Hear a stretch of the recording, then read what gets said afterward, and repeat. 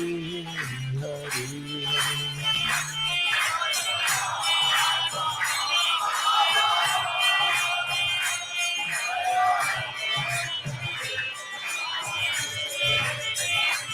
Jai Radha Madhava Jaya Kunja Bihari.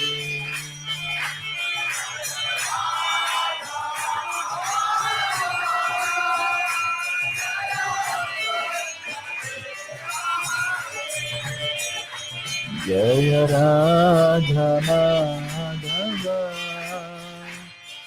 Jaya Kunja Bihari.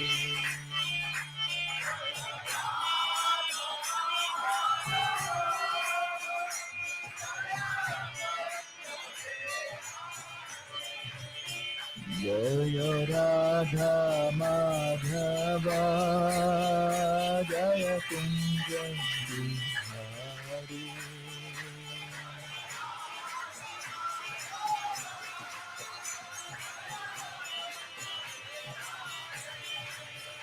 Jaya Radha Madhava Jaya Kunja Bihari.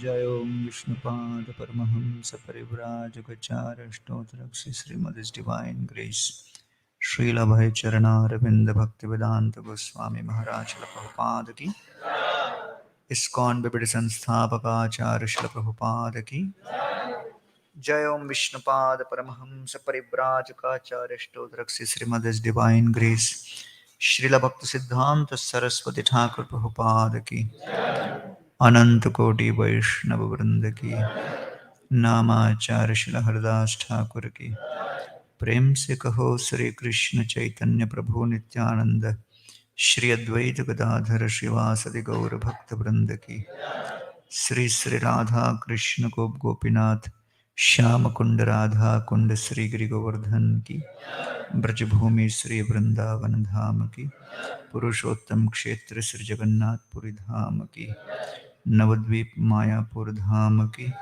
Ganga माई जमुना माई की भक्ति देवी तुलसी महारानी की कलयुग पावन हरिनाम संकीर्तन की हरे कृष्ण महामंत्र की Srila Prabhupada translational book distribution की श्री श्री गीता जयंती महामहोत्सव की श्री श्री जगन्नाथ बलदेव सुभद्रा मैया की निताय गौर प्रेमानंदे. All glories to assembled devotees. All glories to assembled devotees. All glories to assembled devotees. All glories, all glories, all glories to Sri Guru and Sri Gauranga.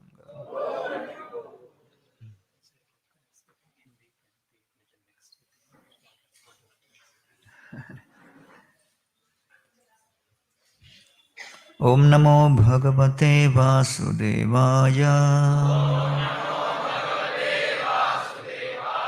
Om Namo Bhagavate Vasudevaya. Om Namo Bhagavate Vasudevaya.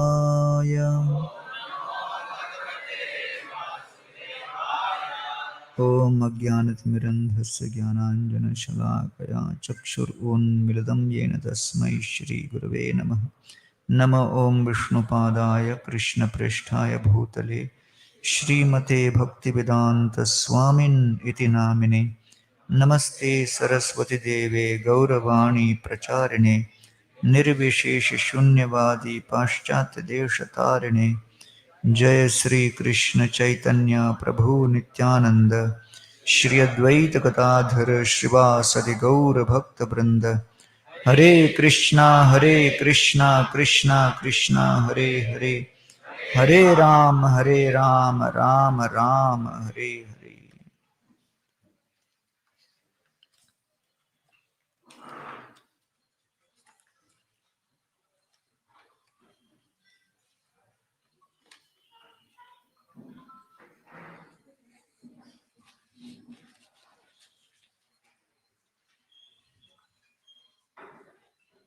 Hare Krishna. So it's a pleasure, honor and privilege to be here in Shishi Jagannath Mandir after many years. And I was pleasantly surprised to see the amazing new transformation, the new avatar in which the temple has manifested. Congratulations to all of you for making this happen. So I'll begin with the fifth chapter of Gita. Yesterday at the ICC temple, we completed the first four chapters. The Gita has 5 topics: Ishwar, Jiva, Prakriti, Kala, and Karma. So the entire Gita is spoken in the context of how the Jiva is trapped within this material world and trying to exploit Prakriti, Kala, Prakriti and Karma under the influence of Kala, and how the Jiva can actually find an alternative relationship. The Jiva is currently, for millions of lifetimes in this world, completely obsessed with a relationship of exploiting matter. Bhukta bhoga parityakta दृष्टदोषा च नित्यश न ईश्वरस्य अशुभं धत्ते स्वे महिम्नि स्थितस्य च. Srimad Bhagavatam describes having made repeated efforts to exploit and enjoy material nature. When the jiva gets severely frustrated and thwarted in his attempts, the jiva realizes that if there is pain, there must be some purpose behind that pain. When I put my finger in the fire, the feeling of pain is designed to warn me that my finger is not supposed to be within that fire. So the Gita is simply a manual which is revealing the purpose behind the pain which everyone in this world will go through. And the difference between animals and human beings is animals also experience pain, but only human beings can perceive and process what could be the purpose behind that pain. And the purpose, why that pain has been designed within this material world, is revealed in a fascinating way in the Bhagavad Gita. And an alternative relationship is proposed, that the jiva can have a relationship with Ishwar, the Supreme Lord. And therefore, that relationship of the jiva with Prakriti through various karma to exploit Prakriti is known as bhoga. Bhukta bhoga parityakta drishta dosha cha nityasha. When the jiva is enjoying material energy to its fullest, it is like driving at full speed in a highway, 120 miles per hour, 140 miles per hour.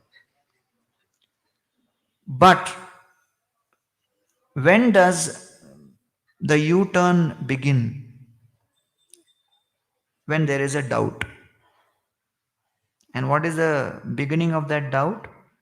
That maybe this methodology of trying to enjoy material energy is not the right way. I was going for a program in Mumbai and I saw one building. It was written there, Sukha Shanti Apartments under repair and maintenance. So Prabhupada was trying to distribute his book, Easy Journey to Other Planets, one of the first books he wrote. And he gave that book to one of his friends in Jhansi, because Srila Prabhupada spent time in Jhansi. And when he gave that book to his friend asked him, "What will I get by reading this book?" And Prabhupada said, "By reading this book, you'll go to the spiritual world, Vaikuntha." His friend said, "After going to Vaikuntha, can I come back to Jhansi?" Prabhupada said, "That is not possible." So he said, "I'm not interested." So, when the jiva realizes that, okay, the obsessive effort to enjoy in this world comes with a price, maybe there is an alternative, and the jiva starts looking in that direction. And he starts looking towards an alternative. And so the Gita presents that yes, a relationship can be created with Ishwar. So when the tendency for bhoga reduces, the desire to develop relation with Ishwar develops, and that relationship of the jiva with Ishwara is what is known as yoga. The efforts for bhoga results in chinta, anxiety. And that's what Uddhava is saying. Tapatrayena bhitasya ghore santapyamanasya bhavadvanisha pashyami nanyat sharanam tavangri dvandvat patrat amrita bhivarshat. My dear Lord, trying to exploit and enjoy this material world, I have been subjected to the misery of Adidaivik, Adibhotik, and Adhyatmik kleshas. Pashyamina anyat sharanam. I do not see any other shelter apart from your lotus feet. Dvand atapatrat. Your lotus feet are like the umbrella which protect me from the severe rains of material miseries. Please give me your shelter. So therefore, the Gita is actually presenting an alternative. How the jiva can establish a relationship with Ishvara. And the methods of establishing that relationship are many. By transforming one's intentions. So nowadays, people would like to go to IIT or IIM. They are the Indian institutes, either of technology or management. But the Gita is saying that before you start applying technology or management, which is ultimately concerned with action, you have to purify internally with 5 eyes. And that's what Krishna is trying to tell Arjuna, because Arjuna is under the impression that if I act, then there cannot be any non-violence. And if I am non-violent, I cannot act. So how can knowledge and action be together? So Krishna explains the Gita, and the essence of Gita, whether you approach it via Karma Yoga, Jnana Yoga, Ashtanga Yoga, Nishkam Karma Yoga, Buddhi Yoga, all the different methods of yoga which Krishna describes, is simply so that we can embed these 5 I's and transform the I, the ego. The first thing is transforming your intention, refining, purifying the intention. All of us are, familiar with refinery or filters which purify. So the intentions need to be purified. When the intentions are purified, then you have to have the right inspiration. When you have the right inspiration, then you have to make sure that you act with integrity. When you have the right integrity, which is to do as you have chosen to do, then you have to choose with the right intelligence and make the right choices. Because Gita is not a book of commandments, it's a book of choices. Dadami buddhi yogam tam. Choose wisely with the intelligence. So once you have the right intention, inspiration, integrity, and intelligence, still, as you begin the process, there will be many obstacles, many challenges. It's not going to be easy. So many obstacles and so many difficulties will be there, and so many people will try to oppose you, and things may not always work out the way you expect. You may be very excited. I am now chanting Hare Krishna and I will share with others, and they will jump in ecstasy when they hear from me. I was giving prasad to one college student, he refused to take it. I said, people refuse Gita, but I've never seen anybody refuse prasad. Why are you refusing prasad? And he said, I'm afraid if I eat this prasad, my hairstyle will become like yours. So many times people have all kinds of weird thoughts and anxieties and fears as soon as they see Hare Krishna. Because as soon as they see the tilak, something happens.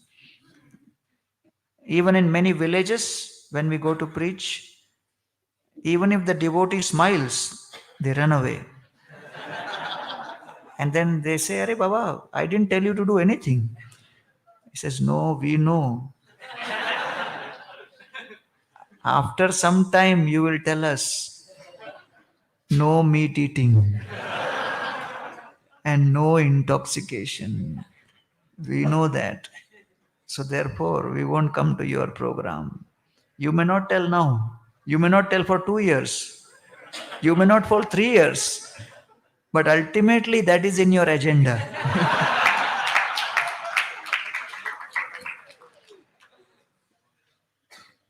So therefore, even if you have the right intention, inspiration, integrity, and intelligence, unless you have the fifth eye, you will not progress.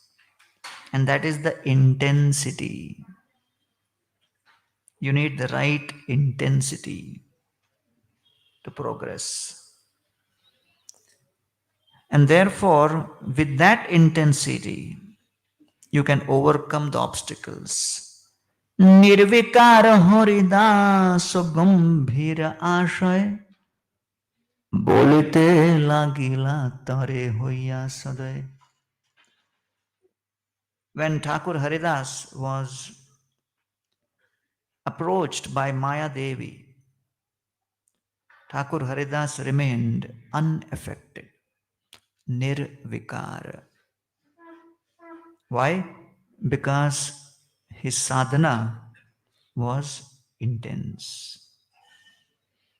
And therefore, we need intensity in our sadhana, consistency in our seva, and sensitivity in our sangha or dealings with other devotees.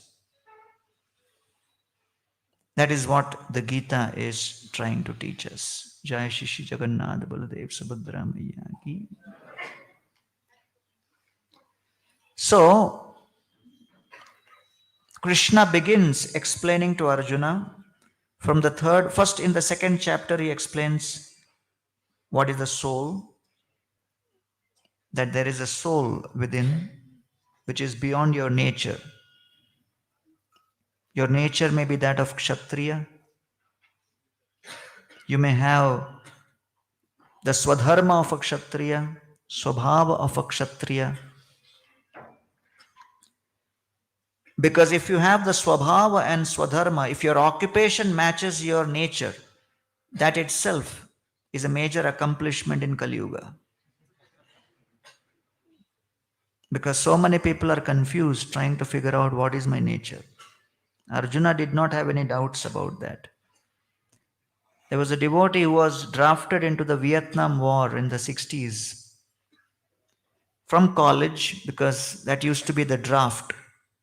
And he did not have a choice, and he said that I had no iota of any conflict or fight in my system. I was paranoid of, bullets, but I was forced to go there. So one day when he was in the jungles of Vietnam with his friend, his comrade with him, suddenly there were bullets, and the bullets hit his friend, and his friend fell on the ground. And now this devotee became very fearful that next bullet will hit me. He wanted to save himself. Immediately he pulled up his friend's dead body, placed it in front of him. He thought even if the next bullet comes, it will hit him only. So then he tried going back towards his own camp, using his friend's body as a shield. And he safely reached his camp. But when he reached his camp, he realized to his surprise that his friend was not dead. He was still alive. He had been hit with bullets, his body was filled with blood, he was bleeding profusely, but still he was alive. And the army gave this devotee bravery award for saving friend from battlefield.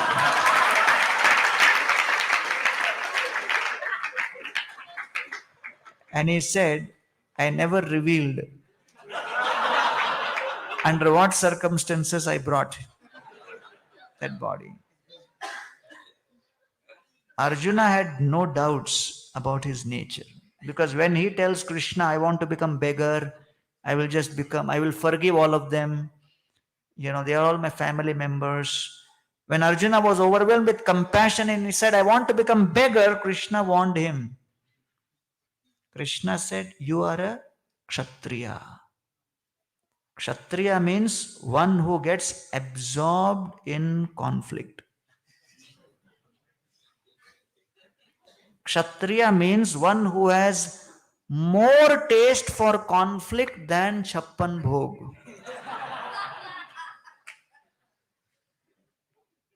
He has a taste for conflict. Brahmana is one who has taste for acquiring knowledge. Vaishya has a taste and gets absorbed in earning money. A more powerful symptom of a Vaishya is he becomes extremely agitated by losing money. So all of these are symptoms. So Krishna said, if you become beggar and artificially take up a kamandalu and go around begging that I am no longer, Kshatriya, I am just depending on your arms and everything. When you go and beg, people will insult you. So somebody will insult you on your face and say, get lost. You will become angry. You will take the same kamandalu, hit it on his head. You will not be able to hold back. So therefore, don't be artificial. You have to fight. Action has to be that of fighting. Now I am speaking the Gita to you, Arjuna, to help you choose the right intention, to have the right inspiration. to work with integrity, to choose wisely with intelligence, and have a lifelong effort of intensity.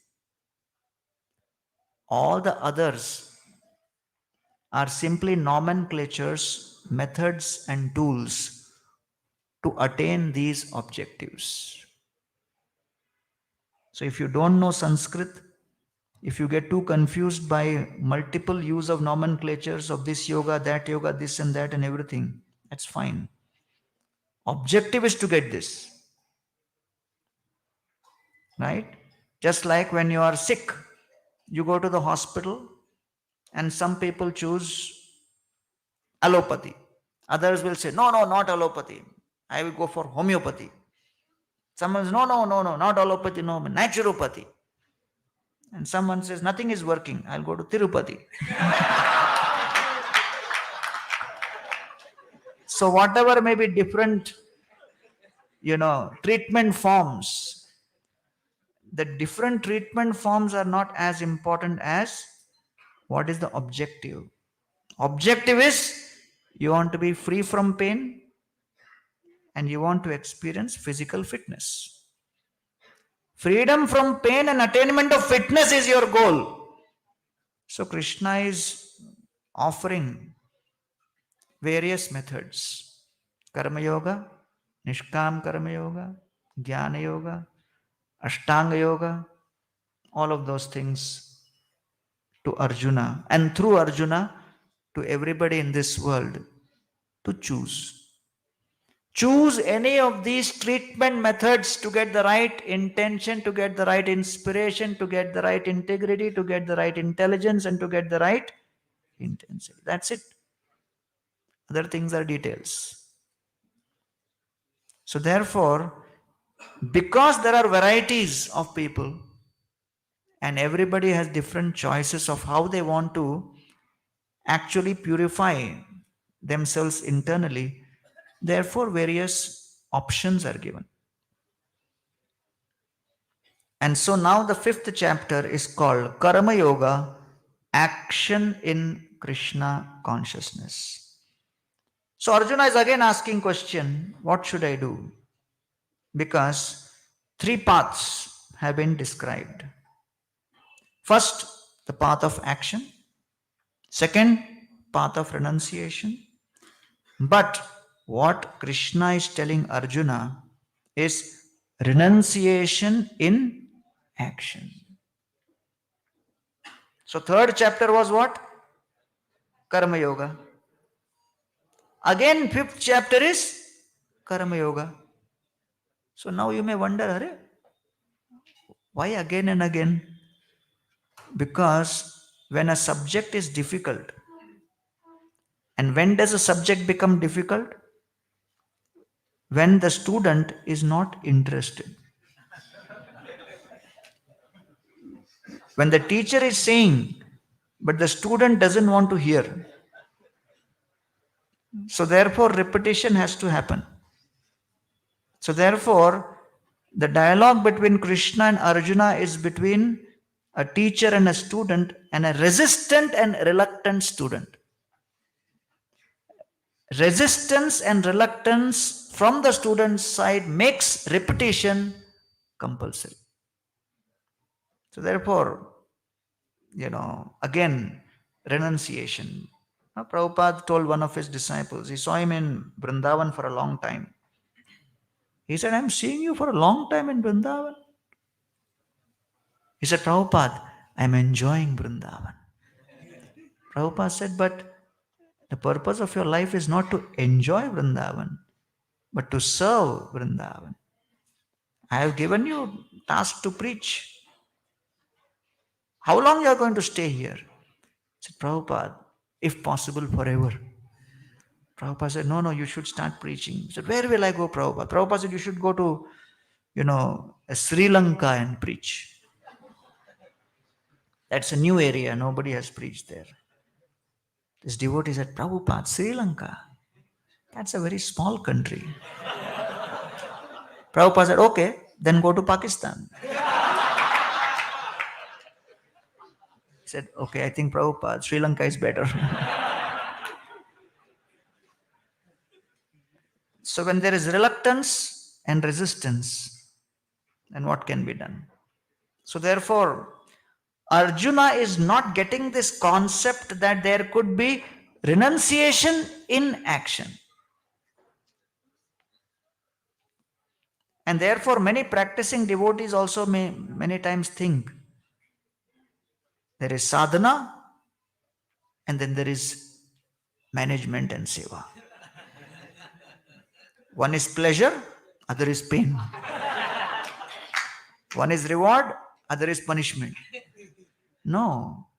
So the whole idea is Krishna is trying to bridge these polar thinking within Arjuna's mind and trying to say that actually you need to have a continuum in your consciousness and do not compartmentalize your action from your intention.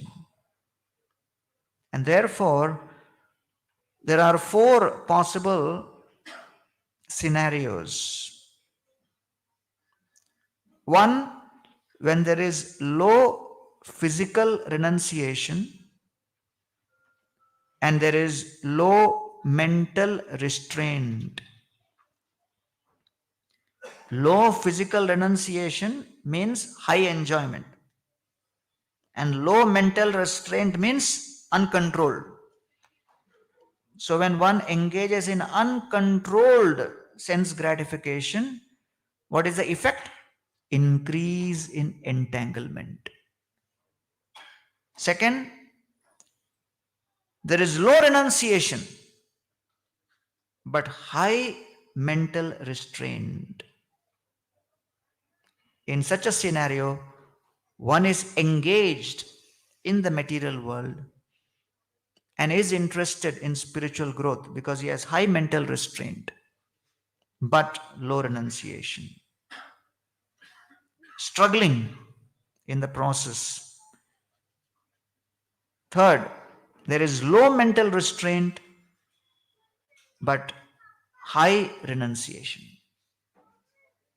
There is a high degree of renunciation physically, externally, but low mental restraint. So such a person is struggling with external renunciation. He is artificially repressed. He is degraded and deluded by a wild mind and will ultimately show symptoms of hypocrisy. And then there is high renunciation and high mental restraint.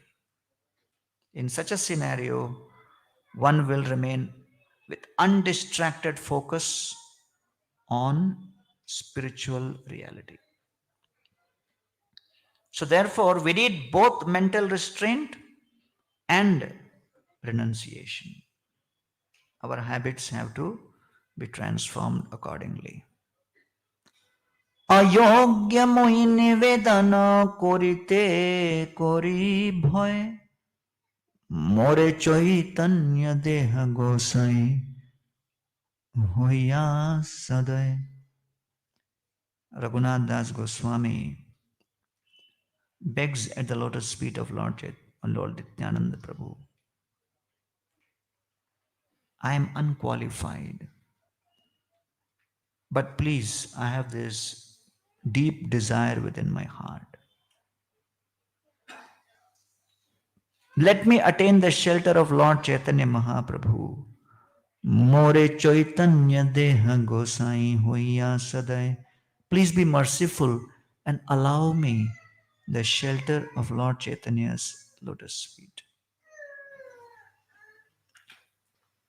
And then Srila Raghunath Das Goswami clasps the lotus feet of Nityananda Prabhu and says, Mora mathe podadhori karaha prasad nirvighne chaitanya panya karaha ashirvad. Place your feet, your lotus feet upon my head. Give your grace, your divine grace, that I may attain Lord Chaitanya Mahaprabhu without any obstacle. Nirvighne Chaitanya Paya Karaha Ashirvad. So Lord Nityananda Prabhu becomes the instrument for Raghunath Das Goswami to attain Lord Chaitanya Mahaprabhu's lotus feet. And so without the grace of the Guru, one cannot attain Krishna. And without serving and pleasing the Vaishnavas, one cannot attain the grace of the Gurus. And therefore, Lord Nityananda engages Raghunath Das Goswami in serving the devotees at Panihati Chiradahi Utsav. So Krishna is approached by Arjuna in the 5th chapter, and he says, Sannyasam karmanam Krishna puna yogascha shamsati yat shreya etayor ekan tanme bruhi sunishchitam. Please explain to me what exactly is this relationship between renunciation and action. You want me to be renounced or you want me to act? So, at this point, Krishna explains to Arjuna what exactly is renunciation. Gyeya sanitya sannyasi yona dveshti na kankshati nirdvandvo hi mahabaho sukham bandhat pramuchyate. Krishna says renunciation or renounced does not mean one who does not act. Because activity is constant. You cannot stop activity because the mind is always active. Indriyani paranyahur indriyebhya parammana manasastu parabuddhir. This is the hierarchy. So the activity will constantly be there. And therefore, you have to actually purify your intention within.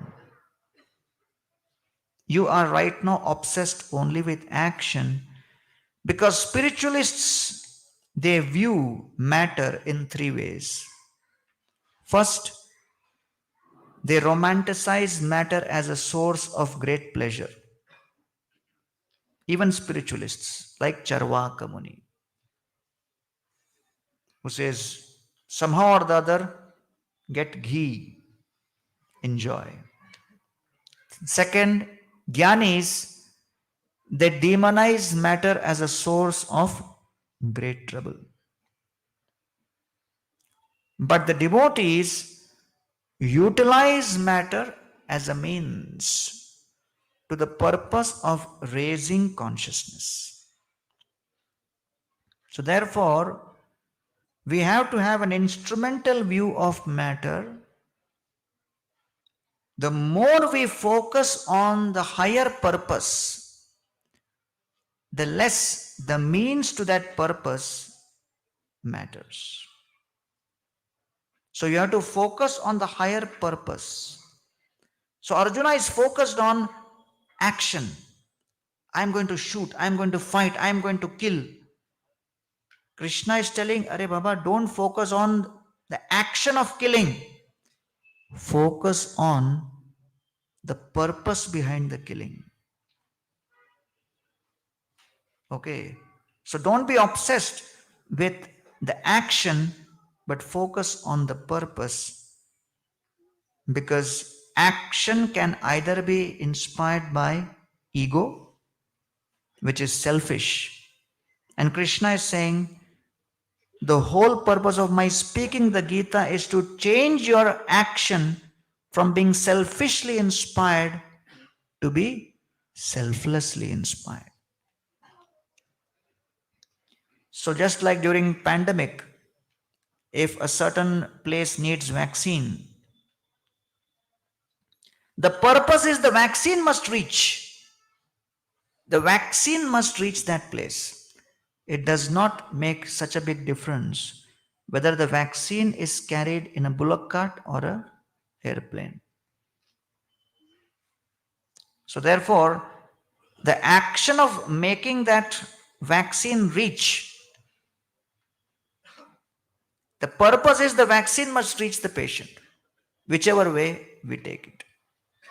And therefore, Krishna is explaining this, performing Nishkama Karma Yoga that free you from bondage.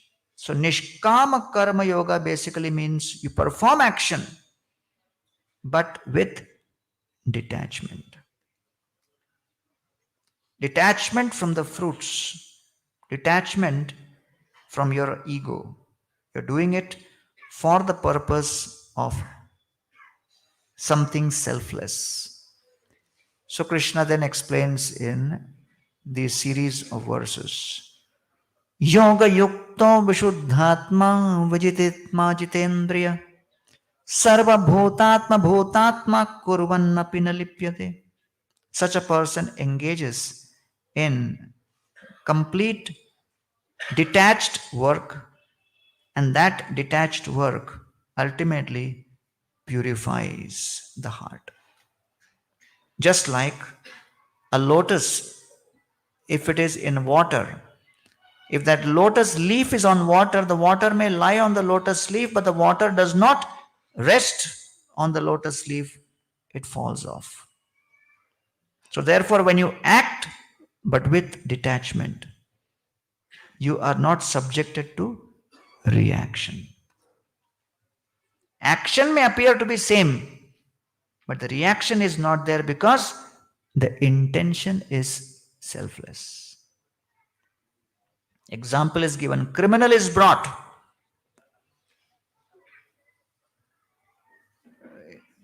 Criminal is brought from the jail to the court for his hearing. As the criminal is coming, he sees that there is the judge also coming to the court. And the criminal starts thinking, I am going to court, judge is also going to court. I am going in government vehicle, he is also going in government vehicle.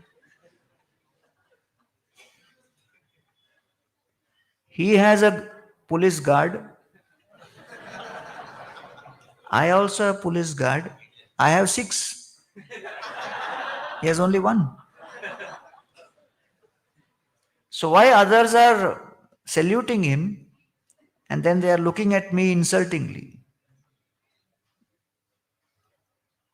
So the action of going to the court is same, but both have opposite intentions. One is trying to protect the law, other is breaking the law. So therefore, the whole focus of the Bhagavad Gita is to help you manage your intention. So one devotee of Srila Prabhupada in Australia, excellent book distributor. Since today is Gita Jayanti and the Bhagavad Gitas, they are distributed by ISKCON devotees all over the world as part of their book distribution. When Prabhupada came to London, he was questioned and challenged. Swamiji, why you came to London? And Prabhupada said the British have looted India for 300 years of all kinds of jewels, but they forgot to loot the most important jewel, Bhagavad Gita. I have come to do home delivery. And since then, till today, ISKCON has distributed 55 crore Bhagavad Gitas and books related to the Gita. So naturally, in the month of December, across the whole world, all the ISKCON temples and devotees try their extra effort to reach the Gita to new people who have not yet received the Gita. So this devotee was very expert. He was like reaching out. In 1 hour, he could distribute several copies of Gita. So suddenly one gentleman approached him and said, I've been observing that you're distributing for last 1 hour and you managed to sell this Gita to hundreds of people who had no desire to buy. They were absolutely not interested, but you managed to create that interest. I've been looking for a marketing vice president in my company. I want to hire you. Take my card. The devotee said, do you have Gita? He says, no. Take. First sold the Gita. Devotee distributor is Vyavasaya Atmika Buddhi. So he gave the Gita. He took the Gita. He said, I've given my number. Be in touch. After 1 week, this devotee called him and said, so, you took the Gita? Said, yeah. Are you interested to join me? So, yeah, I'm considering, but I want to send you another set, Bhagavatam. Over the next 3 to 4 weeks, this devotee managed to sell all the books which were published till then and available. This was in the early 70s. So all the books had not been published, but whatever was there, sold it. And then this man said, Bhai, I've purchased so many books. What is your response to my offer? Are you interested to join? And the devotee said, you may see us selling, but we are not like regular corporate marketing salespeople. We are not here to sell for commercial reasons. We are simply trying to repay the debt towards our spiritual teachers for all the spiritual knowledge we have received from them.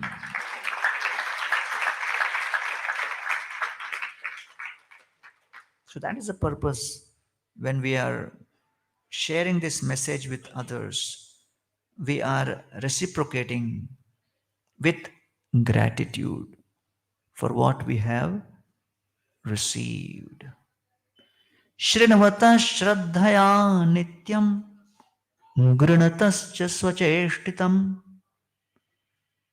kalena nati dirghena bhagavan vishate hrdi. Parikshit says, by studying this literature regularly, you develop faith. And in due course of time, Krishna comes within the heart. And so, Lord Krishna in the 5th chapter is explaining to Arjuna that you have to act but with the intention of detachment. So then naturally Arjuna's question is, how do I become detached? Because it appears very difficult. I work for something and then suddenly someone else gets the benefit. How do I process it? So Krishna says the difficulty in detachment and the natural tendency towards attachment occurs because you think you are the only doer. But when you know that 3 people are involved, so if you participate in a quiz contest alone, then you get the credit. But if you participate with 3 other members in a team, then the trophy is shared with all the 3. Right?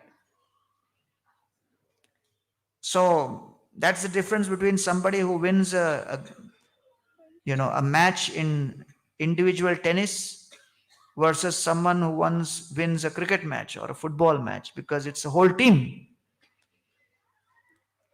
Only the captain of the team can't say, I won. No. Everybody was involved. So therefore, Krishna is telling Arjuna, the problem with becoming detached is the conditioned soul thinks that life is a tennis match. But actually, life is a football match. Which means that there are other players involved. You are not the only player. Who are the other players involved? The jiva may be the one doer, but the jiva is the doer in desiring. Once the jiva desires, as soon as the jiva desires, that desire is processed by the Paramatma. So the Lord in the heart is the other doer. And once the Paramatma processes that desire and sees, then the Paramatma decides whether the jiva has the karma to fulfill that desire or not. Accordingly, the Paramatma will give sanction. And then once the Paramatma gives sanction, so Paramatma becomes the doer in sanctioning. So I desire, I want to lift my hand.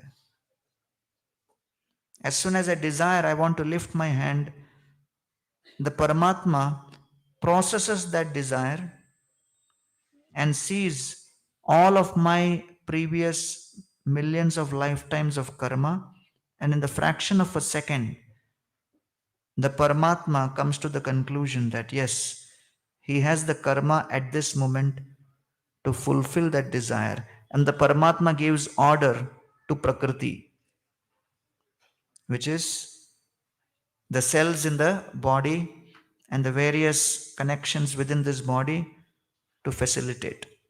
So the material energy facilitates the movement. So today I desire, I want to lift my hand. I'm able to fulfill that desire.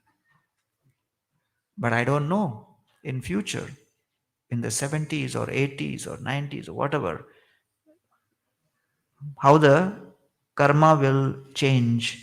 And at a certain point, I desire to lift my hand, but I have run out of that karma. And Paramatma tells the material energy, sorry. He will keep screaming, wanting to lift, not allowed. And then doctors call it paralysis. We call it Paramatma's analysis.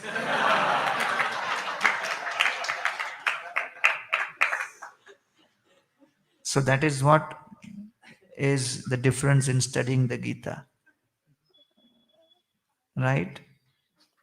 And therefore, we do a lot of preaching in medical colleges because we want our devotee doctors to be able to do both. So, when the Paramatma gives the sanction, so then the material energy or Prakriti facilitates. So the Jiva is the desiring doer, Paramatma is the sanctioning doer, and the Prakriti is the facilitating doer. These are the three different Prabhus. Na kartritvam, na karmani, lokasya srijati Prabhu, na karma phala samyogam, swabhavastu pravartate. And therefore, he who is capable of performing all activities marvelously is called Prabhu. So that is one of the names for the Lord.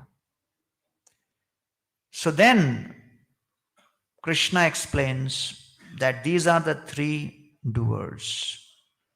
So the super soul is not, so somebody may say, oh, so you ask, why are you smoking cigarette? I am not smoking.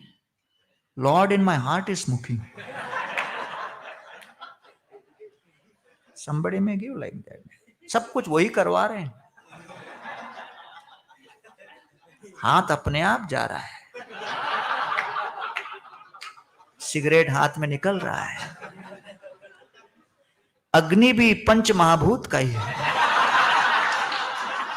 ये सब उनकी लीला है, हम तो निमित्त हैं।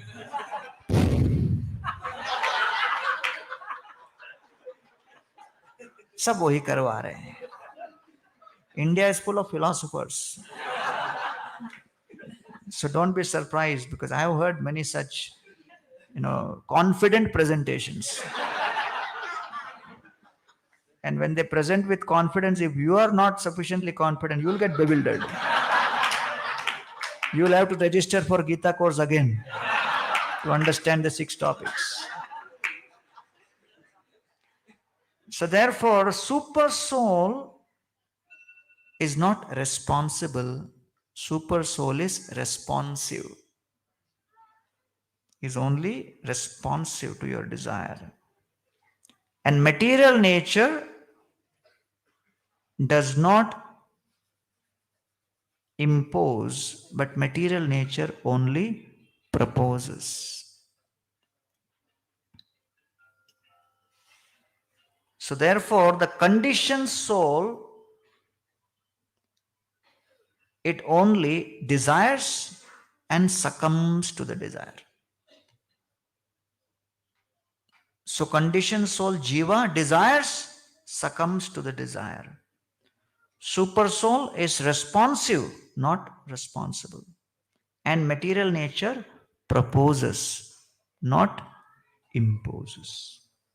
Because material nature provides various objects here and there, and the soul sees, starts desiring, then the super soul will be responsive to that.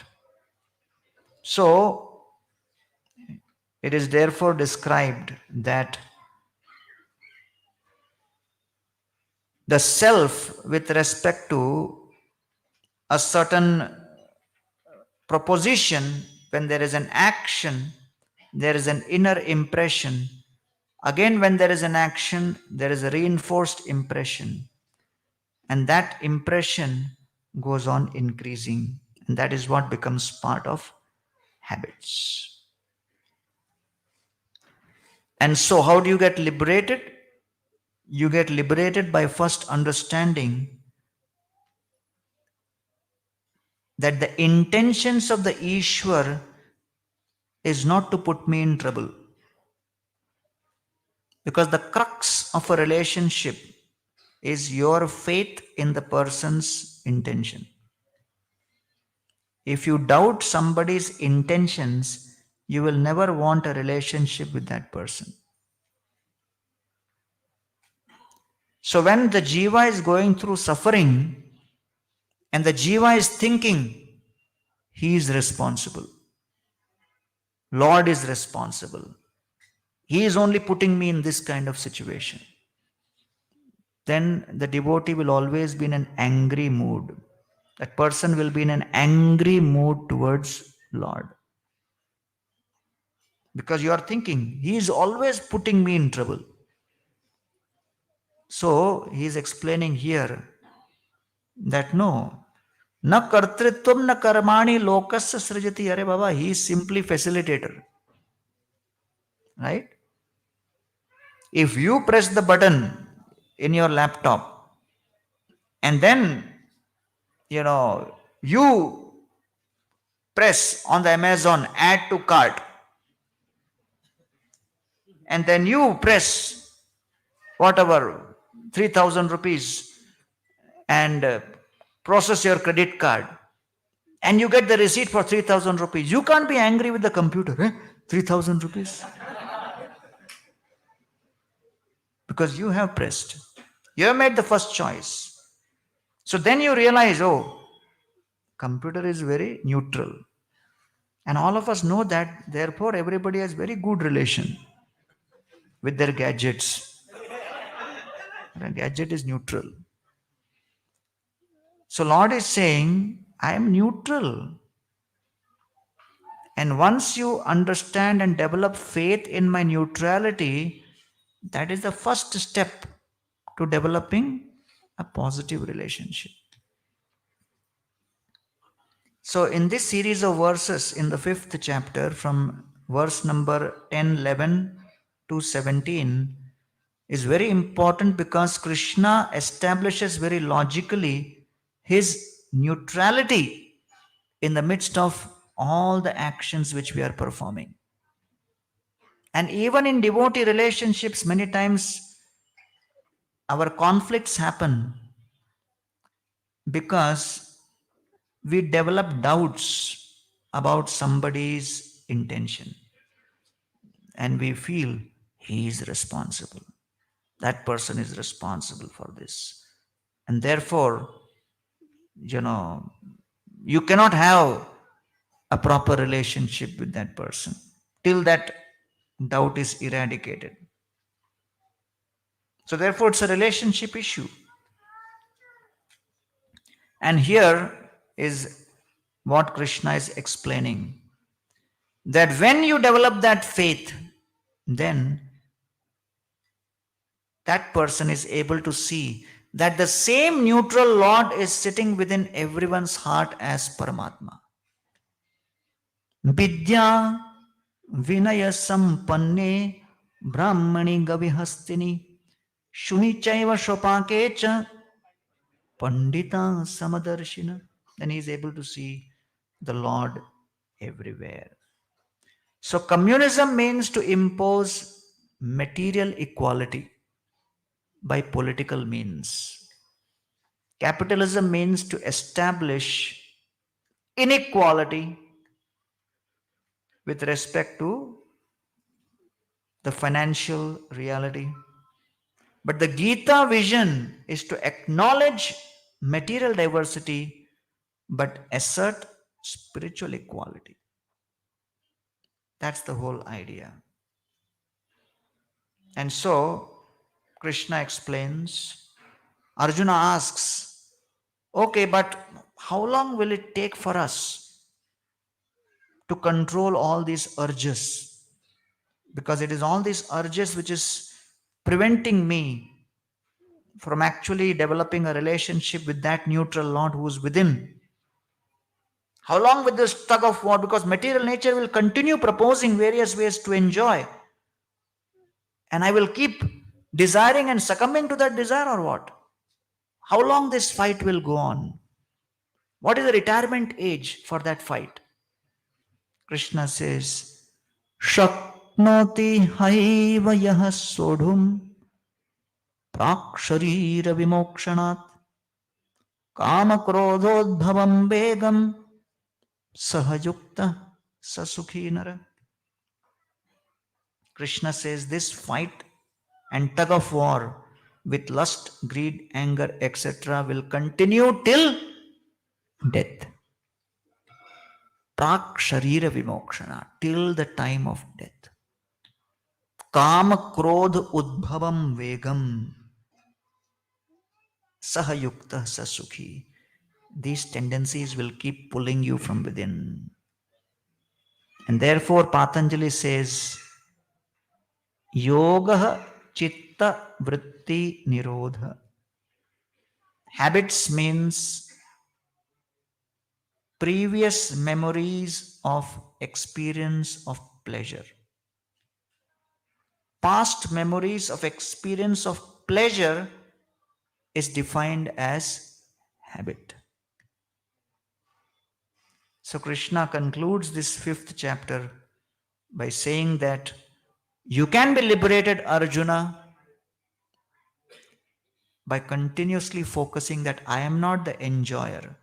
Krishna is the enjoyer of various sacrifices, austerities, and he is the supreme controller and supreme proprietor. Bhoktaram yagya tapasam sarvaloka maheshwaram suhrdam sarva bhutanam gyatva mam shantim richati. Understanding this, you will experience ultimate shanti or peace within your heart. And therefore, all of these habits, they continuously bombard us. And enduring spiritual happiness can only be established when the soul establishes eternal relationship with Krishna. We are defined by our purpose. Materialist seeks pleasure externally, and a spiritualist seeks pleasure internally. And therefore, collecting and consuming sense objects leads to distress. Connecting with the super soul and contributing to his cause leads to happiness. So we have to transform our tendency for collecting and consuming sense objects and create a new set of thought process of habits for connecting and contributing. Because these habits are not easy to overcome. And so Chaitanya Charitamrita describes Utha amogha tome lao Krishna nama ochire koribe tomar koribe Bhagavan. Very soon Krishna will deliver you. Get up and chant Krishna's holy names. Lord Chaitanya tells Amogha Prabhuva Shvasana Kore Sparshi Taragatra Sarvabhauma Sambandhe Tumi Mora Sneha Patra. Because you are related to Sarvabhaum Bhattacharya as a son-in-law, you are very dear to me. Yes, you have a habit of criticizing. You have a habit of finding fault. But chant the holy names, refocus and repurpose. Then those habits can be transformed. Raghunath Das Goswami is begging the Lord, I want to give up everything and come to you, my dear Lord. Rakshake rahat moi ke mone chutiba ke mone prabhur sunge nila chole jaba. I want to give up everything and come to you, my Lord, in Puri. Lord Chaitanya says, no. Don't be obsessed with externals. Transform yourself internally. Sthire hoya ghare jao na hao batul krame krame pailok bhavasindhukul. Be steady. Go home. Don't be mad. In due course of time, by following steadily this process, you will come to me. While swimming, you don't have to do anything out of the way. Just keep using the same strokes. Those strokes which took you a few feet will take you a few meters, will take you a few kilometers. Follow the process diligently. You don't need anything dramatic in spiritual life. You need to be diligent. So Lord Chaitanya says, Antare nishtha karo bahye loka vyavahar ochire koribe Krishna tomara uddhar. Think of Krishna within the heart. Antare nishtha karo. Bahya loka vyavahar, externally, you can continue with your activities. No problem. Again, important thing is not your external activities. You have to transform your internal consciousness. In this way, Lord Chaitanya Mahaprabhu is inspiring Raghunath Das Goswami to continue practicing the process. And therefore, transformation of habits is paramount.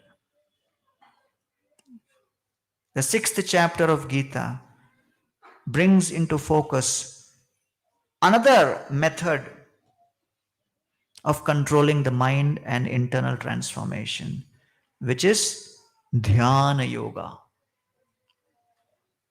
So, as I said, habit is previous experience of pleasure, memory, the memory of previous experience. So, it keeps pulling at the mind.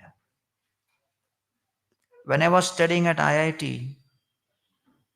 in 1992, there was a lecture, and this devotee was preaching, and he spoke the story of Jagai and Madhai, how he got delivered. Both of them got delivered by Lord Chaitanya. And by seeing that, whole of Bengal got delivered. Whole of Bengal got attracted. That we can also become transformed if Jagai and Madhai can get transformed. By hearing that pastime, I felt inspired. I thought, let me bring some of the wildest people from the hostel for the program.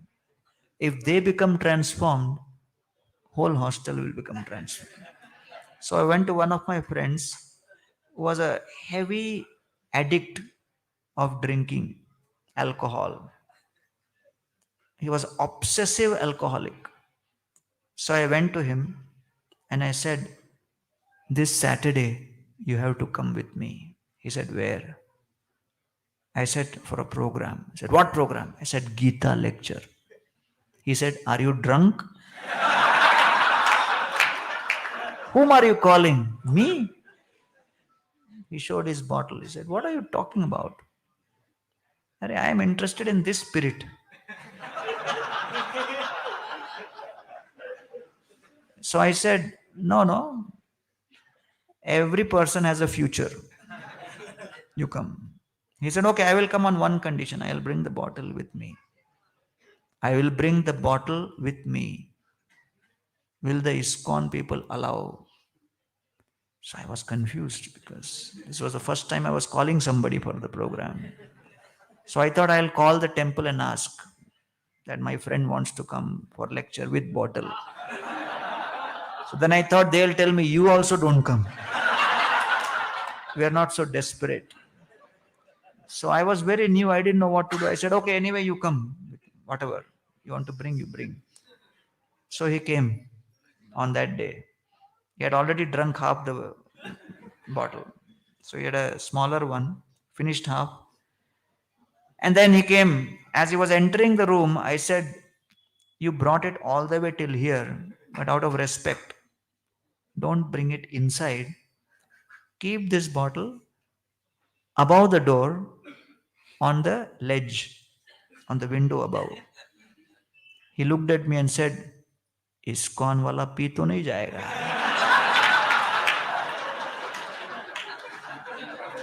I said, come on.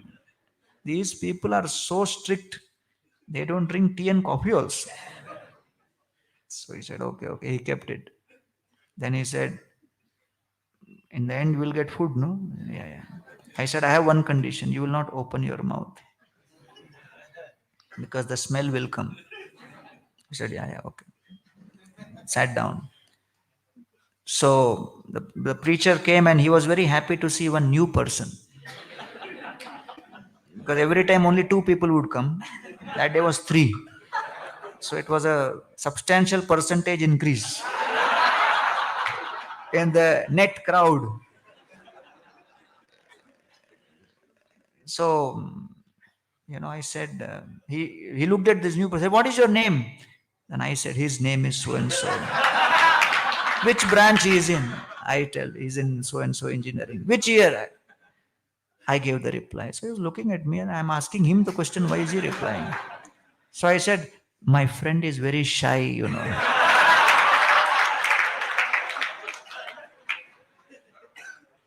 So then lecture began. Middle of the lecture, my friend hits me like this. I said, what happened? He says, food. I said, in ISKCON, after they give lecture, only they will give the food. You have to sit and hear. He was so impatient, he got up, went out, finished the bottle, and came. Separation. Then after the whole thing, then this preacher, he said, do you want mala? He said, yes. I said, are you going to do it? It's a very serious commitment. He said, hey, he's asking me. He took the mala, went to the hostel, kept mala in one hand, bottle in another hand, and he told the whole hostel, I have joined ISKCON now.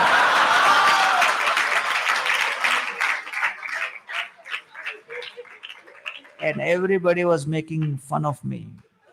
It took me 1 week to convince him to give the mala back.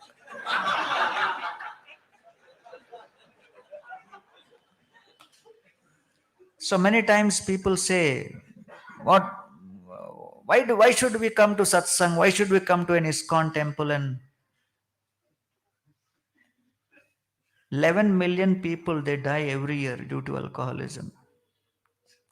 And you put together the deaths and destruction and loss to economy caused by smoking and drugs and suicides and all of that put together, the world is going berserk. So therefore, we need a process by which people can control their own mind and their own senses. And so one such proposal is being made here by Krishna as part of Dhyana Yoga. Soul is the root of consciousness and mind is the route, R-O-U-T-E, the way towards that consciousness. And so as part of Dhyana Yoga, he mentions Yama, Niyama, Asana, Pranayam, Pratyahar, Dharana, Dhyana and Samadhi.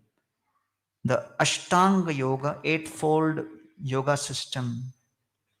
And yoga ultimately means Yoga Chitta Vritti Nirodha, to stop the material movement of the mind, to stop the distractions to pop up within the screen of the mind.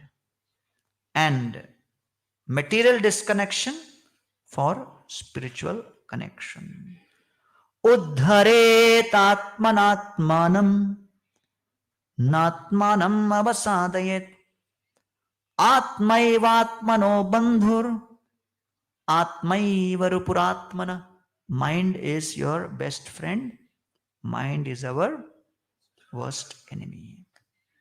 Bandhuratmatmanastasya yenatmaimatmanajita anatmanastu shatrutve vartetatmaiva shatravaha. So, the mind can be made one's best friend by controlling. By controlling the mind, that mind can become one's best friend. And therefore, Krishna explains Yoga Arudha and Yoga Aruruksha. One who's a beginner on the path, and when beginner on the path reaches till the stage of Pratyahara, he is known as Yoga Aruruksha, beginner. And only after reaching Yoga Rudha stage, then the further details in the 6th chapter can be followed. So for majority of the people, the details described of going to the forest and Shuchau Deshe Pratishtha Pistiram Asmanatana, all of those things will not even apply till you reach the stage. And what is that stage? How do you identify? When you are able to have certain degree of equanimity in your mind. When you are actually able to distinguish between what is good for you and what is not good for you. And all those details are described. Sama loshtra ashma kanchana. When you're able to see gold and stone as same. That's not easy. If someone hits you with stone, you become angry. If someone hits you with a gold biscuit, you will say, I'm so fallen, I need to be beaten more. So therefore Prabhupada calls it burden of love. Burden of love means if you like something, you don't mind going through the pain for it. So therefore, this yoga with the impersonalist understanding describes God is unlimited, but his form is limited.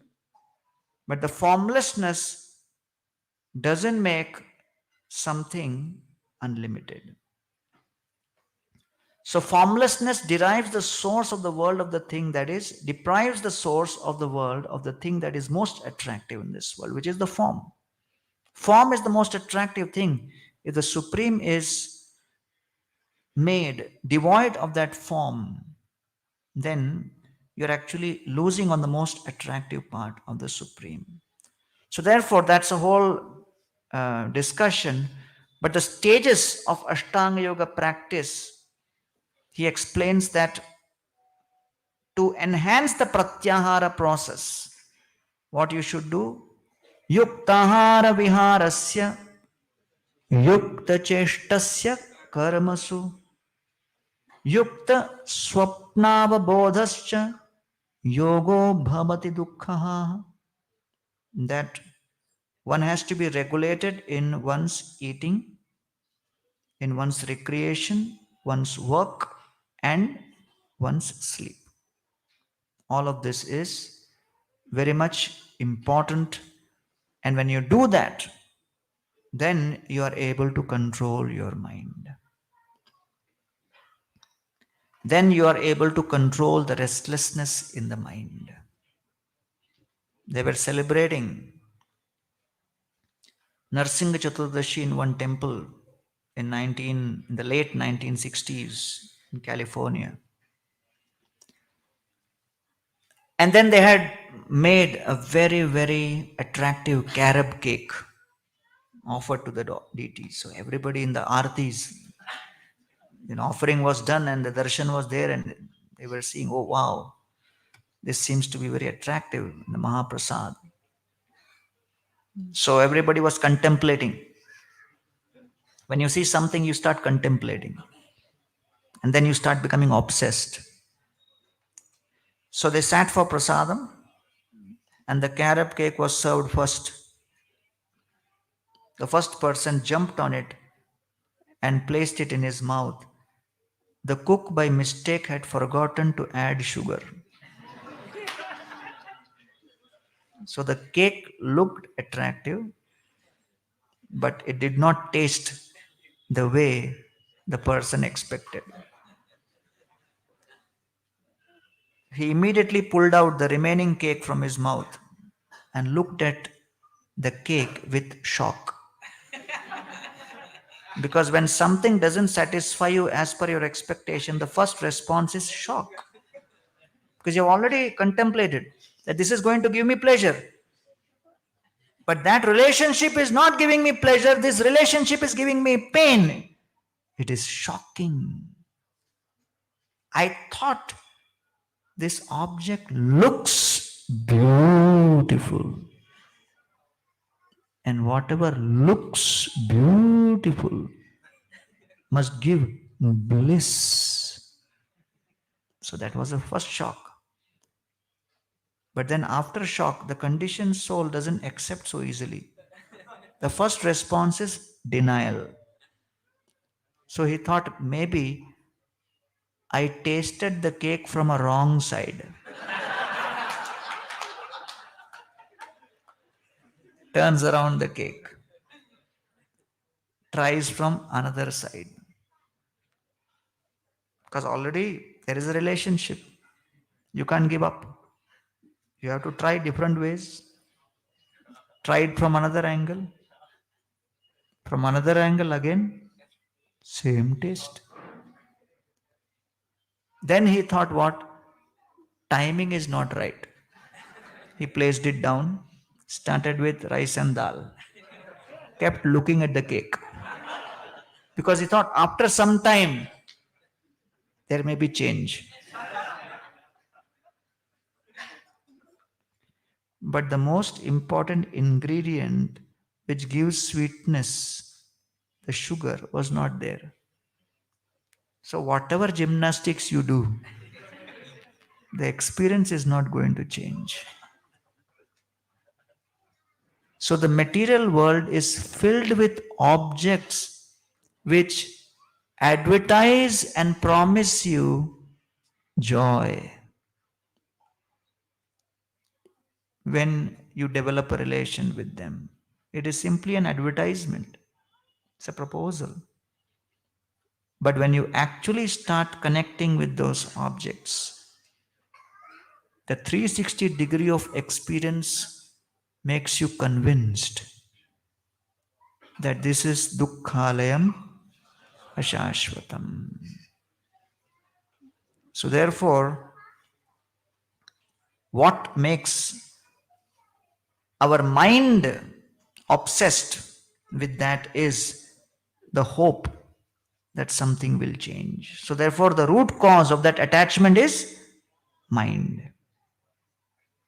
And so Krishna says, yato yato nischalati manaschanchalamassthiram tatas tato niyamyaitat atmanyeva vasham nayet. Whenever the mind goes here and there, catch it and bring it back. Again it distract, again bring it back. That is the process in the Ashtanga Yoga system. So the way Krishna describes that Ashtanga Yoga system, that first of all, Ashtanga Yoga is possible in its authentic sense only for sannyasis. There is no grihastha option in Ashtanga Yoga.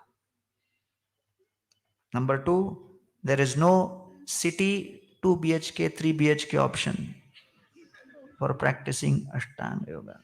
Go to forest. Right? So all of those things make Arjuna a little bewildered because he's thinking, I'm a fighter and I'm like this, I'm like that. And the process Krishna is explaining seems to be a little extreme. So Arjuna asks the question, Chanchalam hi mana Krishna pramathi balavadridam tasyaham nigraham manye vayoriva sudushkaram. My dear Krishna, it appears that my mind is my biggest enemy. Why? Because my mind is restless, chanchalam, it is reasonless, pramati, it is ruthless, it is balavat, and it is relentless, dridham. And so, how do I control this mind? Vayor iva sudushkaram. How can I become mindful? Mindful of the situation, which is the outer scene. Mindful of my emotions, which is the inner screen of the mind. And the inner seer, which is different from the mind. So Arjuna has this very, very important question. That how do I control my mind, which is completely restless, relentless, ruthless, and reasonless? Is it possible to control this mind? Therefore, when we are practicing this process of Ashtanga Yoga requires one to be extremely austere. And because it is not possible for someone to actually practice this, so in this age of Kali, Srila Prabhupada again and again recommends in his purports of the 6th chapter, Bhakti Yoga, Many people, they have raised objections. Sixth chapter topic is Dhyana Yoga, and your Swami Prabhupada is in all purports glorifying Sankirtan, glorifying Bhakti Yoga. Krishna in the shloka is saying, you know, have half closed eyes and focus on the tip of your nose. And Prabhupada is writing in purport, chant Hare Krishna. Because Prabhupada is recommending that which is the conclusion of Krishna's recommendation also. Because in the end of the sixth chapter, Krishna is saying, Yoginam api sarvesham madgaten antaratmana. What is antaratmana? Atma means body. Atma means senses. Atma means mind. Atma means intelligence. But antaratma means soul. Antaratmana. So when the senses are used as instruments, it is karma yoga. When mind is used as instrument, it is jnana yoga. When intelligence is used as instrument, it is ashtanga yoga. When the soul becomes the instrument, it is bhakti yoga. So the word antaratmana refers to bhakti yogi. So therefore that yoginam api sarvesham madgaten antaratmana shraddhavan labhate yomam same yuktatama. That person who practices this yoga process using the soul as an instrument of connection is the yuktatama, highest. So Krishna is recommending. And therefore, Srila Prabhupada, following Lord Chaitanya Mahaprabhu's example, has made the practice of Krishna consciousness very simple for people in this age of Kali. Why the temples are there? Not so that everybody comes and stays in the temple. The temples are there so that we can train you and teach you how you can convert your home into a temple. When Lord Chaitanya visits the house of Advaita Acharya has prepared 700 kilos of rice and 500 vegetables for Lord Chaitanya Mahaprabhu and Nityananda Prabhu. And Lord Chaitanya looks at that. Madhye pita ghrita sikta shalyanyerastu chauridike vyanjana dhonga aramugdha stup. There is this mountain of high quality rice which is sparkling, and on top of that rice a small crater is created, and that is filled with golden complexion pure cow's ghee. That pond of ghee soaks within the rice and transforms the color of the rice to yellow, golden. So it looks like a golden mountain surrounded by hundreds of vegetables which are offered to the deities of Advaita Acharya at their home.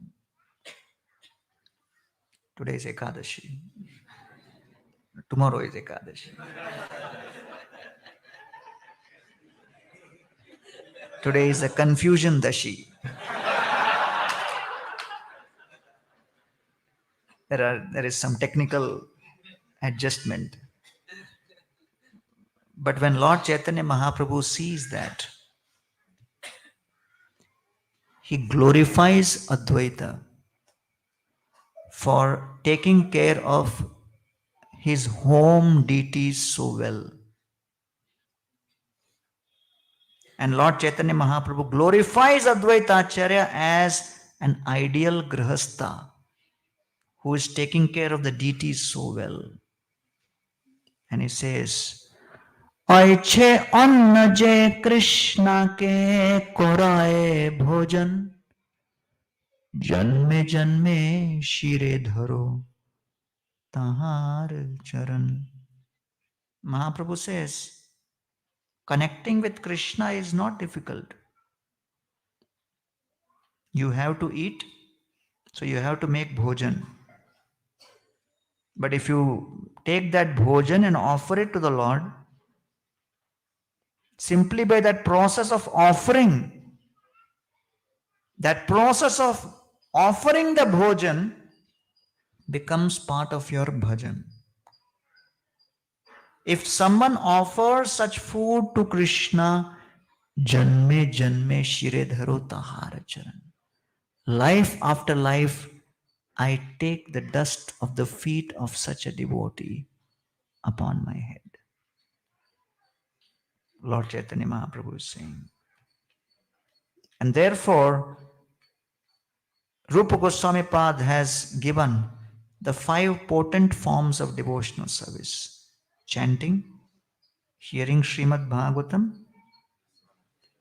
visiting holy places, serving Vaishnavas, and worshipping the deities. And therefore, Krishna explains to Arjuna, yes, controlling the mind is difficult, but it is possible by 2 things: practice and detachment.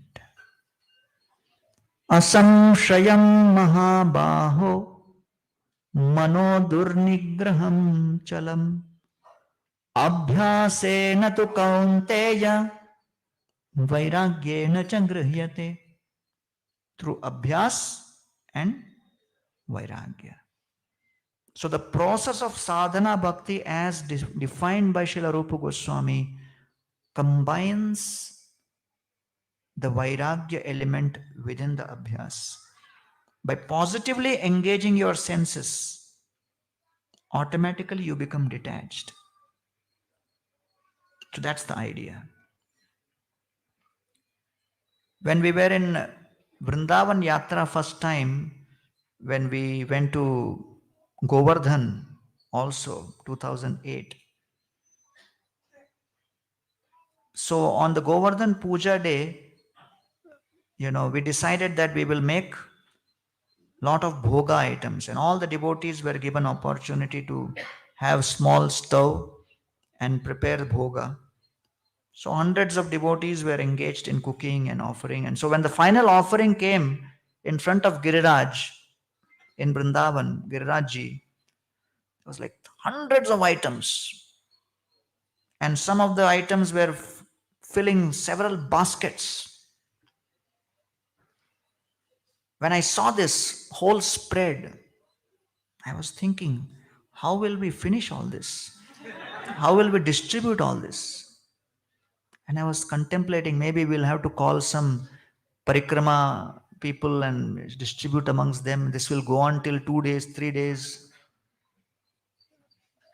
But once all of the offering was done, the arati was done, when the prasad was taken back to the pandal and we started distributing, within 1.5, 2 hours, the whole thing was finished. I underestimated the power of the Vaishnav Sangha. And then there was some local person who was supporting us, helping us.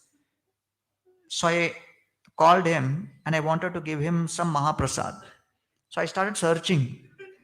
I couldn't find one pot. Whichever pot I went to, finished. I was bewildered. Said, Arey Baba, I want one pot. Nowhere. The speed and the thoroughness with which everything was completely honored, nothing remained.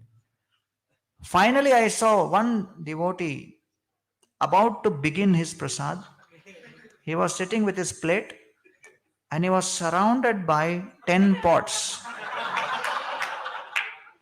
He himself appeared like Giriraj only. 10 to 12 pots all around like this. And about to begin. So I thought, oh, maybe I'll just take a pot from him. So, but I went. I should have directly asked, give one pot I want to give. Instead of that, I made a mistake. I asked him indirectly. I asked him, will you be able to finish all this? He looked at me and said, that is my problem. What is your problem? I said, no, I want to give one pot to him. Said, then ask like that. Take. Don't question my capacity.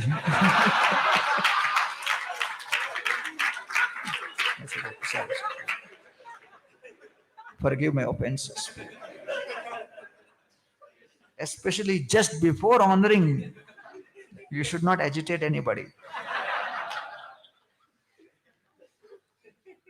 So therefore, Krishna himself performed this pastime not just to defeat Indra and to have loving reciprocation with Brajavasis, but to create a very memorable festival.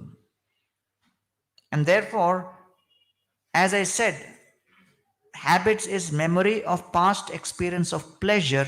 So the process of Bhakti Yoga embeds effortlessly experiences of music, kirtan, experiences of dance in kirtan, experience of sitting and hearing and conversing with devotees about Krishna, and experiences of exchange of food.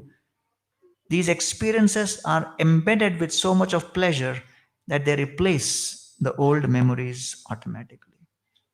So therefore Krishna says, Madgaten antar atmana. And therefore it is described here how to be more mindful with persistence. Keep redirecting with intelligence. Learn to persuade the mind with transcendence. Give the higher taste. When you say persistence, so the mind is like a child, will take time to grow up. And therefore, be patient and persistent.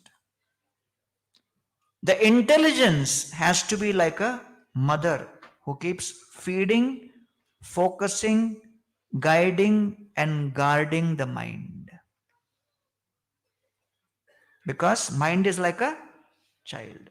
So the intelligence has to be like a mother to keep feeding, focusing, guarding, and guiding the mind. And the all attractiveness of Krishna helps the mind find its rest in Krishna. So therefore, Krishna concludes the 6th chapter with this beautiful understanding. Just before the last verse, a few verses, Arjuna asks a very important topic to Krishna. Kachinno bhara vibhrashtas chinnabhram iva nashyati apratishto mahabaho vimudo brahmanapati. My dear Lord, if I take to this process and in due course of time I become deviated, I am not able to complete this spiritual path, but I am not able to experience material pleasure also. So it's like neither here nor there. So spiritual failure can have 3 possibilities. First, one will run out of time. So one can always resume at another place in a spiritually favorable setting. And Krishna explains this in 6.42.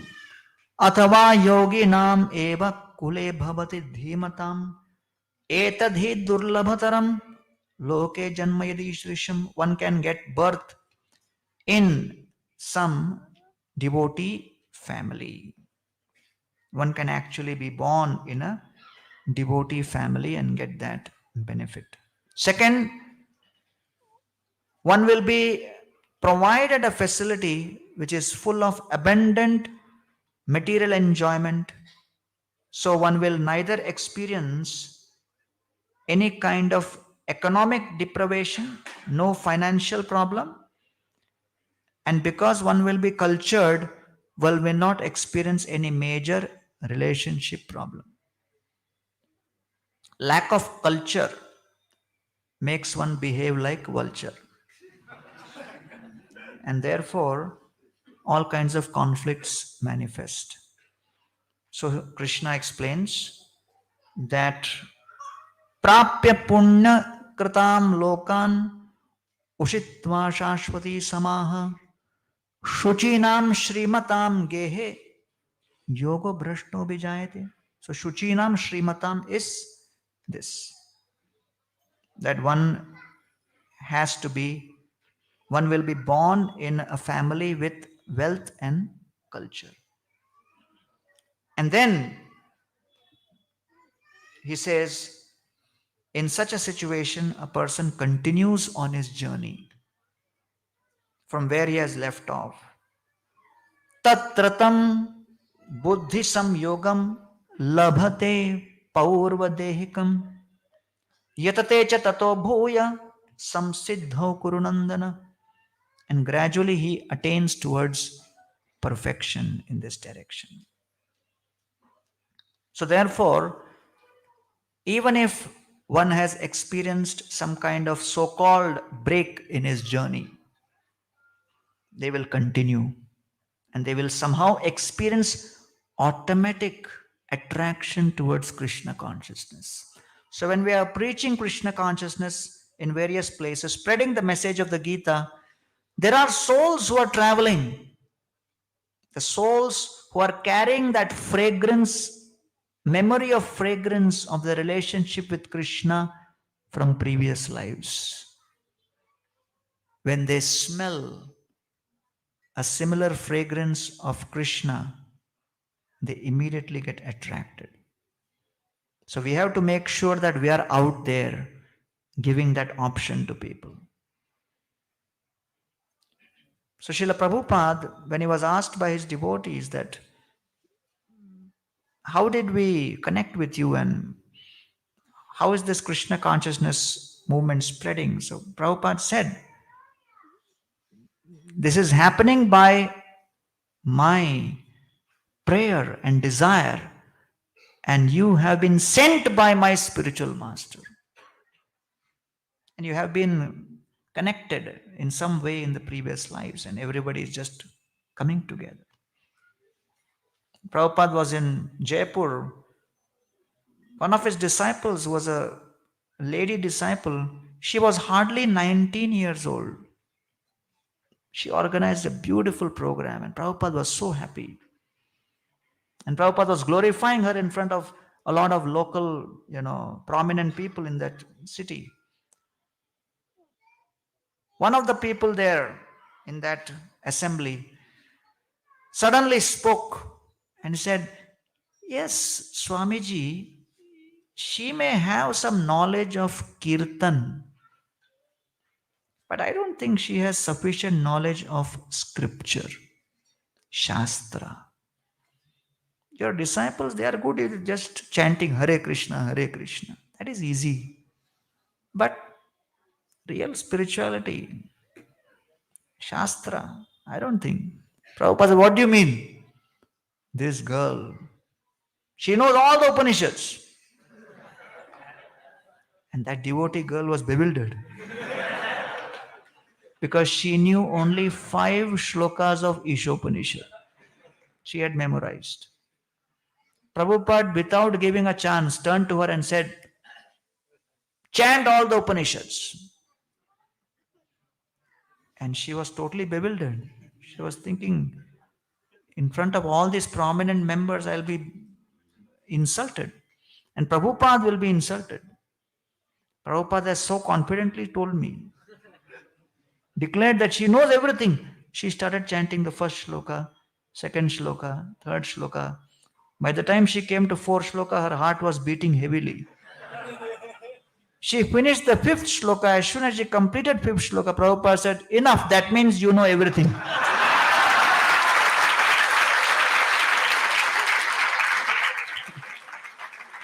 So, one of the members said, Swamiji, yeah, she chanted okay, but her Sanskrit Her pronunciation was not proper.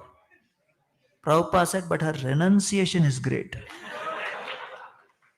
At this age, she's coming all the way here from the USA to India to spread the glories of Gita and Sanatan Dharma. What are you doing? And they said, okay, okay.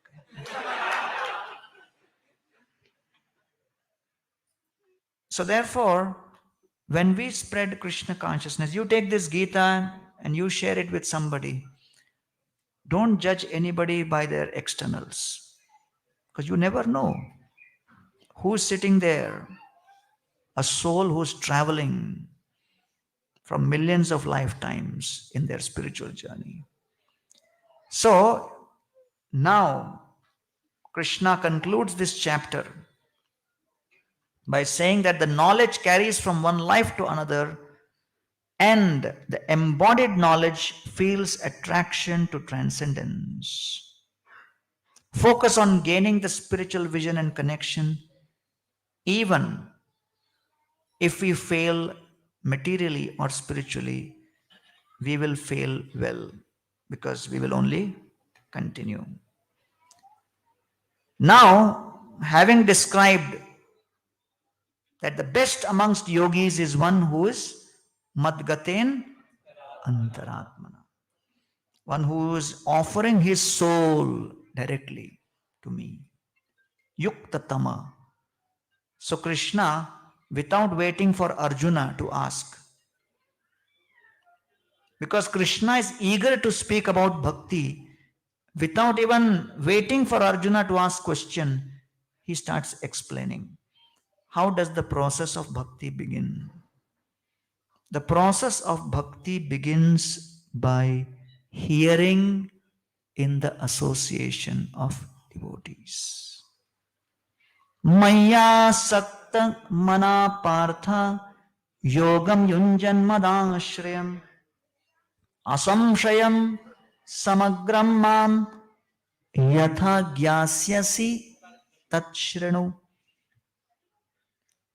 Prabhupada quoted some verses multiple times.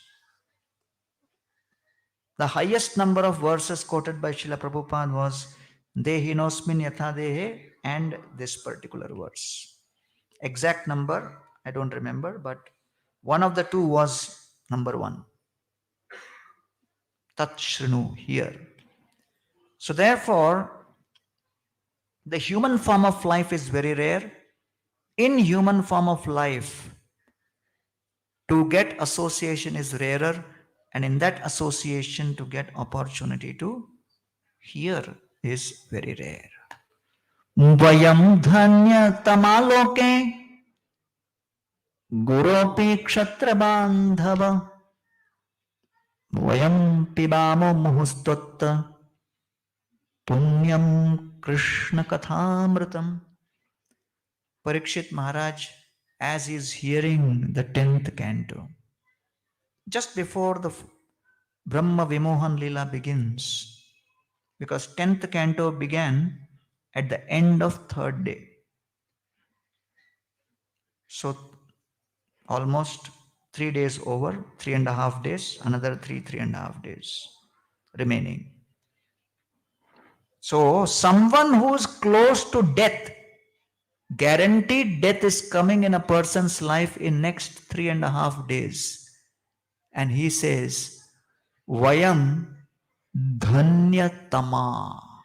Oh Shukadev Goswami, we are the most fortunate. Dhanyatama. So who is fortunate? Who is more fortunate? And who is most fortunate? One who gets Vaishnava Sangha is fortunate. In Vaishnava Sangha, one who gets the opportunity to hear Krishna Katha is more fortunate. One who gets to hear repeatedly Krishna Katha in Vaishnava Sangha is most fortunate. So how many of you are getting chance to hear repeatedly in your life?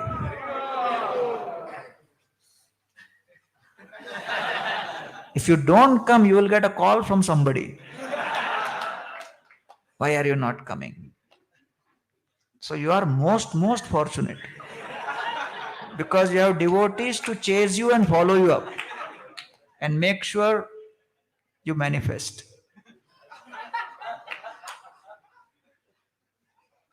So therefore, Parikshit Maharaj is revealing the perception of fortune and misfortune from the perspective of Srimad Bhagavatam.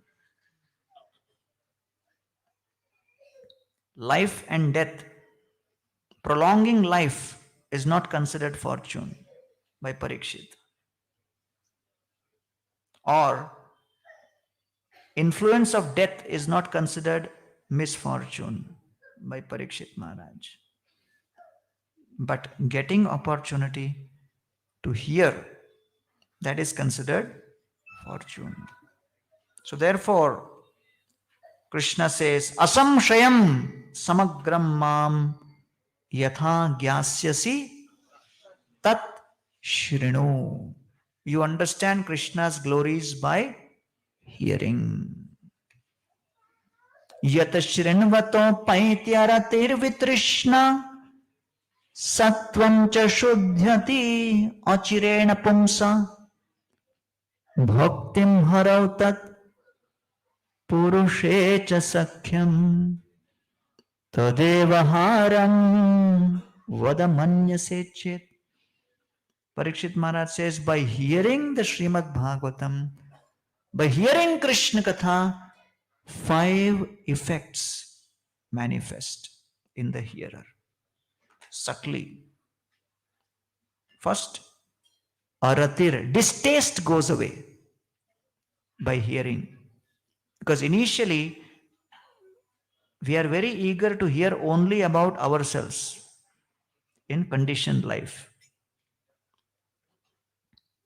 So, hearing about Krishna, it is not a matter of taste. So, there is distaste. I went to somebody's house, stayed there, and next day morning they said, why don't you give Bhagavatam class? I said, okay, take out 6th canto. So they brought their entire Bhagavatam set and they started removing the plastic in front of me. I said, when did you get this Bhagavatam set? They said, oh, a few years back. I'm trying to remember when. I said, you never opened? He said, no, we were waiting for you only.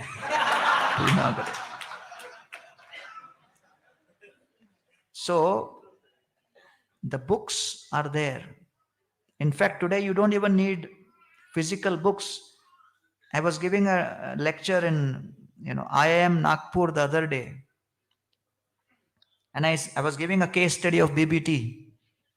And I said, Bhaktivedanta Book Trust International is one of the few publishing houses in the world which has managed to sell 550 million physical copies of its books in spite of having an entire open source website called vedabase.io where every content is available free online.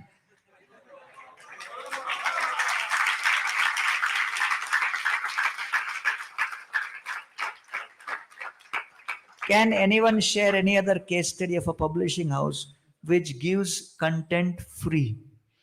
And I told them, log in vedabase.io right now. Free. You purchase Bhagavatam set 6,000 rupees. Still, you will have people purchasing. Because Krishna is all attractive.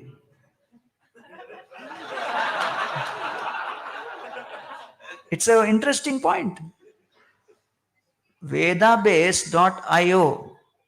If you log in, all the books are there.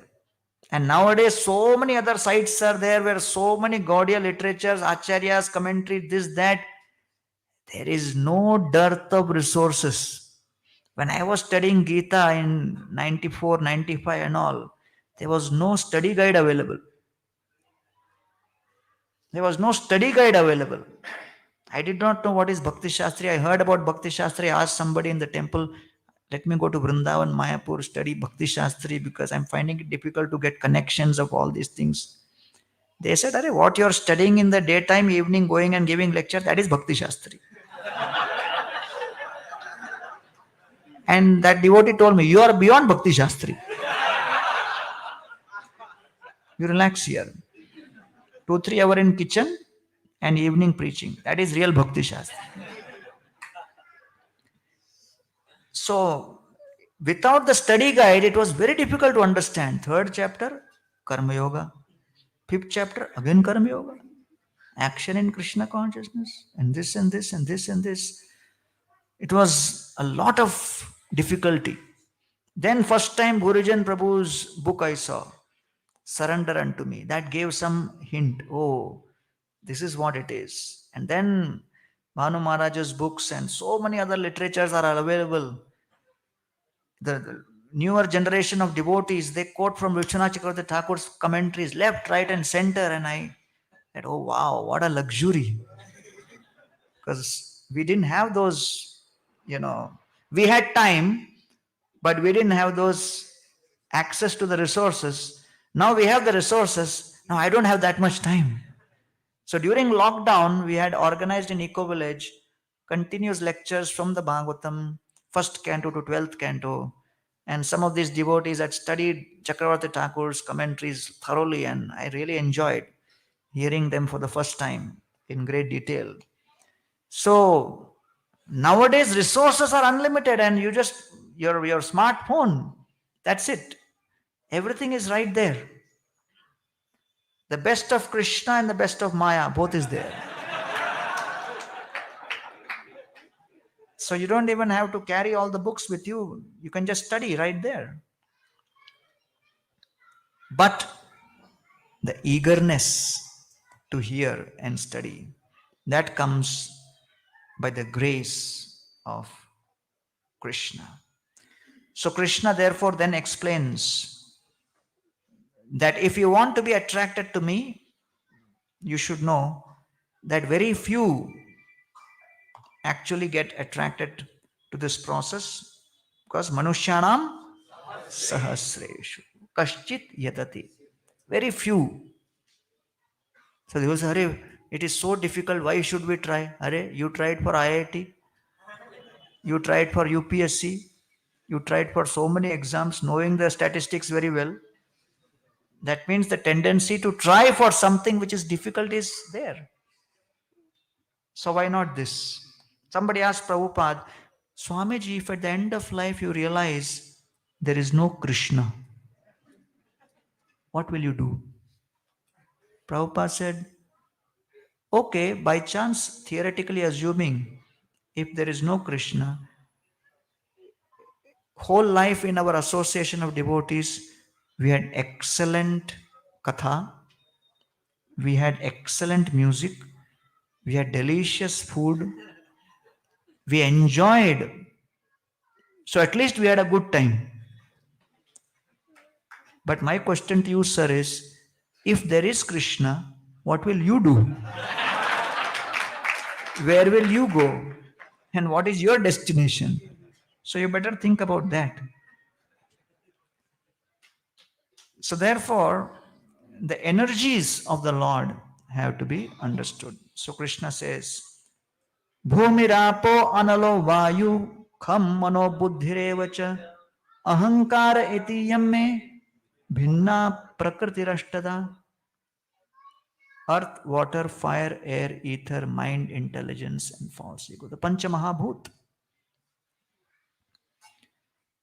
So 12 years, 13 years ago, when we started the Govardhan Eco Village, sustainability and eco-friendly was not so prominent word in India. But thanks to Biome Environmental Solutions from Bangalore, Chitra Vishwanath architect, I would come here almost 50 to 70 times. I have come in 2009 to 12 period, 13 period. And gradually we created a sustainable, construction, ecosystem, and now we are accredited to 5 United Nations agencies: UN Environment Program, UN Economic and Social Council, United Nations Committee for Combating Desertification, United Nations Biodiversity Council, and then the whole world of sustainability, climate change mitigation, and environmentalism opened up. And now Prime Minister Modi has launched his new initiative, which he calls it Lifestyle for Environment. And the entire Lifestyle for Environment initiative is based on the Pancha Mahabhut and how they need to be respected. And so recently on Govardhan Puja Day, there was an event organized by government of Madhya Pradesh. It was a state organized Govardhan Puja.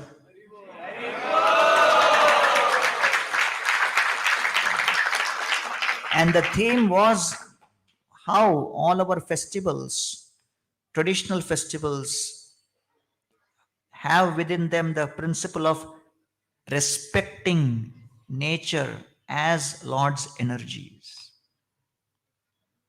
Like that. So therefore, Srila Prabhupada established Bhaktivedanta Institute, BI. Why? To show the connection between science and spirituality and religion. So United Nations is a science and data-backed organization. It's there on their website everywhere. They say whatever we research and publish is based on science and data. In 2017, United Nations launched a new vertical and they called it UN Faith for Earth. What is that? They said 2030 Sustainable Development Agenda, we are able to see that we cannot mitigate, we cannot reverse it. The speed with which degradation is happening,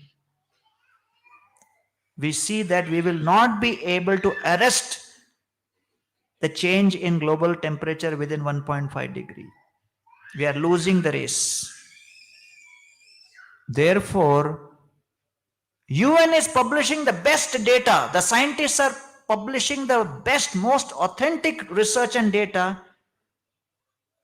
But all that information is not creating transformation in people's habits and choices.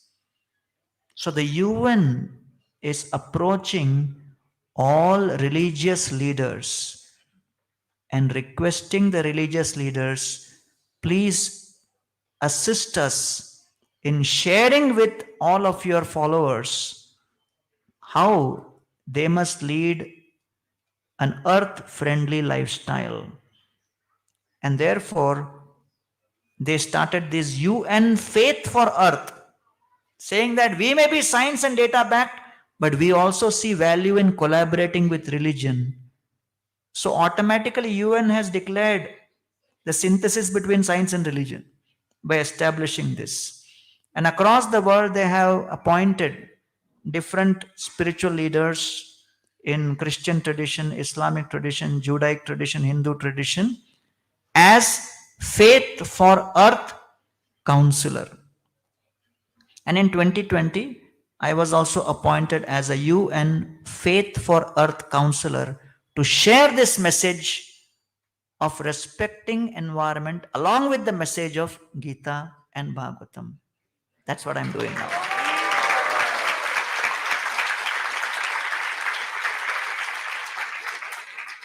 So when I came to the temple, Bhaktivinoda Prabhu met me and he said that, a group of devotees inspired by him are working on this initiative here.